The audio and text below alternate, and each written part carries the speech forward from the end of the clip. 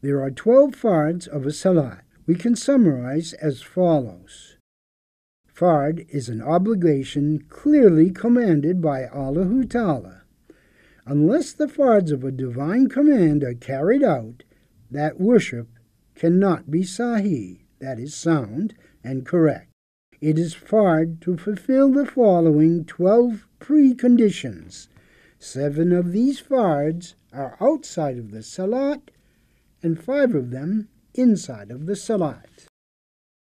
The fards outside of the salat are called preconditions also.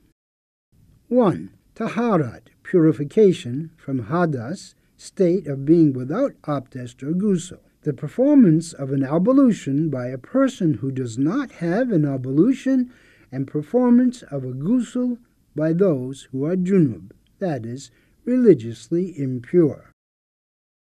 2. Taharat from najasat.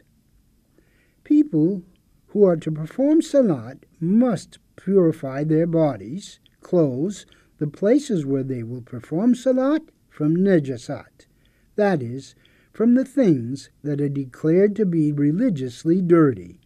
For example, blood, urine, alcohol. 3. Satri avrat. It is to cover avrat parts. To veil one's avrat, that is intimate body parts, is a commandment of Allah Ta'ala. Those body parts of mukallaf, that is, for those that is discreet and in puberty, which are haram, prohibited, for them to open and show to others and for others to look at during salat or any time, are termed avrat parts. A man's avrat parts are between his navel and lower parts of his knees. As for a woman, all parts of her body, except for her face and hands, are her avrat parts. 4. Istiqbal Qibla. It is to perform a salat towards the Qibla. The Qibla of Muslims is where the space of the Kaaba is, which is in the city of Makkah al-Mukarramah. That is, that space from the earth to the Arsh is the Qibla. 5. Waqt. It is to perform salat in due time. That is, to know that the prayer time has begun and to intend to perform the prescribed time's prayer. 6. Niyat. It is to make niyat, intention, by passing the thought through the heart when one is about to begin a salat. This must be done to show the intention to perform salat.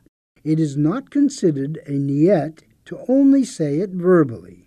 To make niyat for salat means to pass through the heart the salat's name, time, qibla, to wish to follow the imam when performing salat in jama'ah, to show the intention to perform salat. Niyat is made while saying the takbir of iftitah, the beginning. The niyat made after the takbir of iftitah is not sahih, it is not sound, and salat thereby performed is not acceptable. 7. Takbir of tahrima. It means saying Allahu Akbar when beginning salat. This takbir at the beginning of salat is called takbir al-iftitah. No other word to replace it is acceptable. The fards inside salat, its rukuns. There are 5 fards within a salat. Each of these 5 fards is called rukun. They are: 1. Qiyamah. It means standing when one is to start and perform salat. One who is too ill to stand performs salat sitting, and if he is too ill to sit, he lies down on his back and performs it with his head by moving, nodding, etc. his head. It is not permissible to make salat while sitting in a chair. 2. Qiraat means to recite verbally. It means properly and beautifully reciting a surah, a chapter of the Quran al-Karim, or an ayat, a verse of the Quran al-Karim. 3. Ruku. It means bowing and putting the hands on the knees after finishing the qiraat. In the ruku, one says, Subhana Rabbiyal Azim, at least 3 times. While straightening up from the ruku, one says, Sami'alahu liman hamida. When standing up after the ruku, one says, Rabbana lakal hamd. 4. Sajda. It means prostrating on the ground after the ruku. Sajda is prostrating on the ground 2 times successfully by putting hands, forehead, and nose on the ground. One says, Subhana Rabbiyal A'la 3 times in each sajda. 5.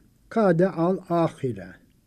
It means sitting in the last rakat as long as it would take to say the prayer Atiyatu.